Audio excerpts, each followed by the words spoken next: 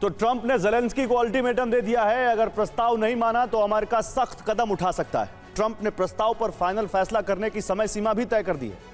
25 दिसंबर यानी क्रिसमस तक ज़ेलेंस्की को फैसला लेना है। अगर ज़ेलेंस्की ने प्रस्ताव मानने से इनकार कर दिया तो ट्रंप प्लान बी आरंभ कर देंगे, और प्लान बी आरंभ होने का अर्थ है यूक्रेन का संपूर्ण संहार। इसके लिए पुतिन को ग्रीन सिग्नल दिया जा सकता है, जिसके लिए ट्रंप और पुतिन में सीक्रेट डील होने के आसार है। इस बार क्रिसमस पर ज़ेलेंस्की के लिए जिंगल बेल नहीं बल्कि डेथ बेल बज सकती है। इस बार क्रिसमस पर ज़ेलेंस्की को गिफ्ट नहीं, डेथ वारंट मिल सकता है। इस बार क्रिसमस पर ज़ेलेंस्की खुश नहीं होंगे बल्कि खून के आंसू रो सकते हैं, क्योंकि ट्रंप ने फाइनल फैसला सुना दिया है, या तो प्रस्ताव मानो या फिर तबाही के लिए तैयार रहो।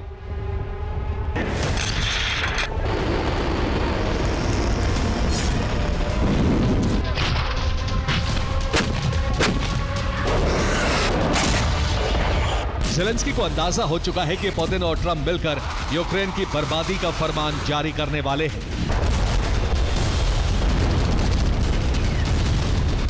ट्रंप ने कह दिया है कि अगर क्रिसमस तक शांति नहीं हुई तो यूरोप से तीसरे विश्व युद्ध की शुरुआत तय है।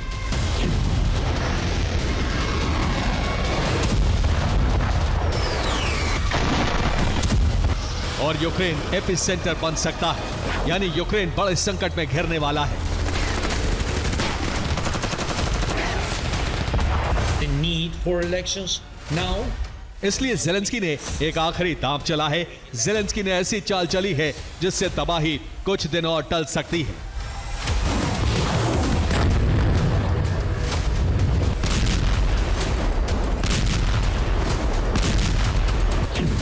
ज़ेलेंस्की ने रेफरेंडम की चाल चली है। ज़ेलेंस्की ने पहले राष्ट्रपति चुनाव के लिए कहा था, लेकिन हार के डर से ज़ेलेंस्की ने प्लान बदल दिया है।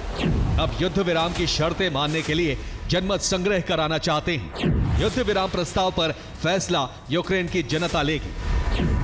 ज़ेलेंस्की ने यह दांव तब चला है जब ट्रंप ने कहा था कि युद्ध विराम की तमाम शर्तें यूक्रेन की जनता को समझ आ रही हैं।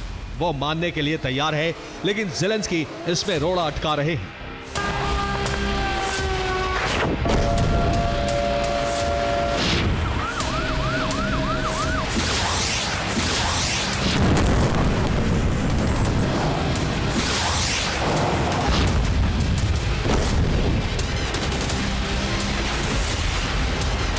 ज़ेलेंस्की ने आगे कहा है कि यूक्रेन की जनता चाहती है कि यूक्रेन नेटो का सदस्य बने, लेकिन अमेरिका ऐसा नहीं चाहता है, और ऐसा रूस के कहने पर किया जा रहा है।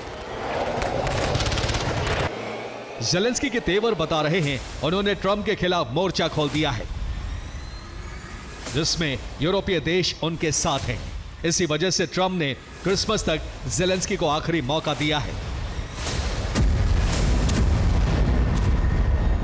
प्रस्ताव मानो, नहीं तो तबाही के लिए तैयार रहो। और तबाही मचाने के लिए रूस पूरी तैयारी कर चुका है।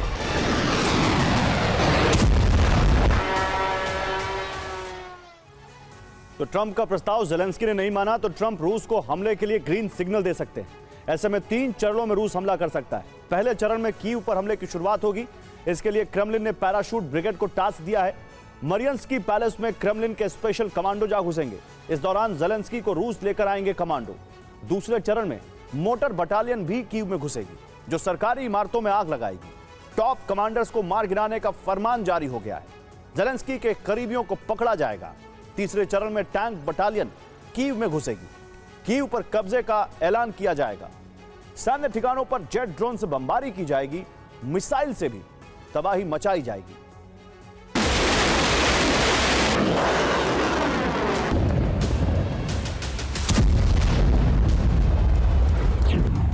पेंटागन के पास पुख्ता जानकारी है कि ज़ेलेंस्की ट्रंप के प्रस्ताव को नहीं मानने वाले, बल्कि प्रस्ताव की समय सीमा बढ़ाने के लिए अलग अलग प्रपंच रचते रहेंगे।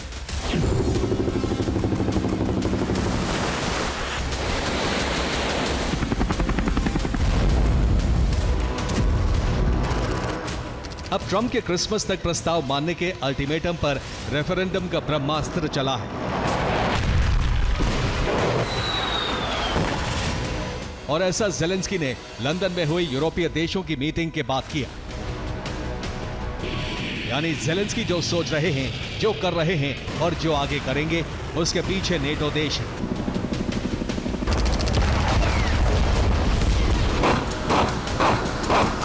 जिसमें फ्रांस, ब्रिटेन, जर्मनी, पोलैंड और फिनलैंड शामिल हैं, जो सीधे तौर पर ज़ेलेंस्की को युद्ध विराम करने से रोक रहे हैं। इसी वजह से ट्रंप अब झल्ला रहे हैं। तभी उन्होंने 25 दिसंबर की आखिरी समय सीमा तय की है, जबकि इससे पहले यूक्रेन में तेजी से समीकरण बदल रहे हैं। जर्मनी अगले हफ्ते यूक्रेन में हाई लेवल मीटिंग करेगा। इससे पहले कल अमेरिका के साथ नेटो देशों की मीटिंग है, जिसमें यूक्रेन, फ्रांस, जर्मनी और ब्रिटेन के प्रतिनिधि शामिल होंगे। जबकि ज़ेलेंस्की यूरोपीय देशों के साथ मीटिंग कर चुके हैं। मीटिंग के बाद प्रस्ताव में बदलाव पर सहमति बनी। अमेरिका को शांति प्रस्ताव की नई शर्तें सौंप दी गई हैं। डॉनबास देने के लिए ज़ेलेंस्की तैयार नहीं है, बल्कि उसे फ्री इकोनॉमिक जोन बनाया जा सकता है, जहां अमेरिका से सुरक्षा की गारंटी मांगी जा रही है। जबकि ज़ेलेंस्की ने सभी शर्तों के लिए रेफरेंडम कराने के लिए कहा है। इसके पीछे उनका डर है, क्योंकि ज़ेलेंस्की की लोकप्रियता और भरोसा लगातार यूक्रेन में घट रहा है। अगर राष्ट्रपति चुनाव होते हैं तो उनके कई करीबी ही उन्हें टक्कर दे सकते हैं।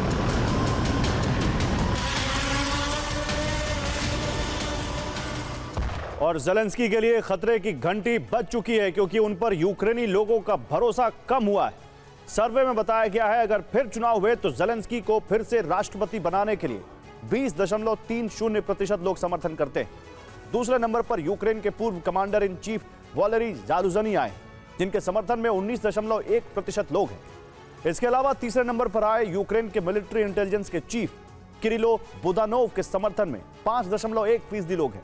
हालांकि 23.60% लोगों ने तीनों में से किसी का भी समर्थन नहीं किया है।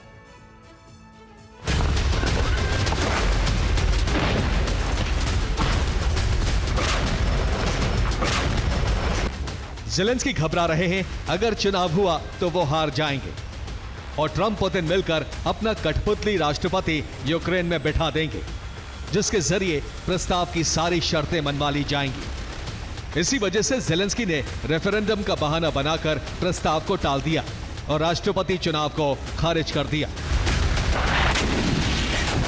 लेकिन रूस अभी भी यूक्रेन पर संपूर्ण कब्जा करने के इरादे से आगे बढ़ रहा है।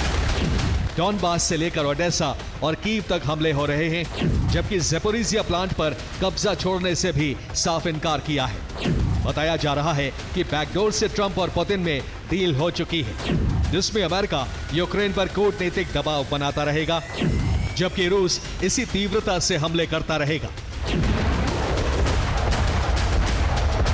इस बीच अगर यूरोपीय देश आते हैं तो ट्रंप नेटो की सैन्य मदद रोकने की धमकी देकर नेटो को साधते रहेंगे।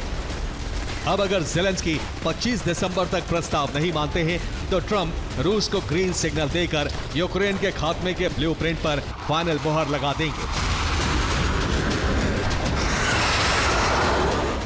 Bureau report, TV9, Bharatvarsh.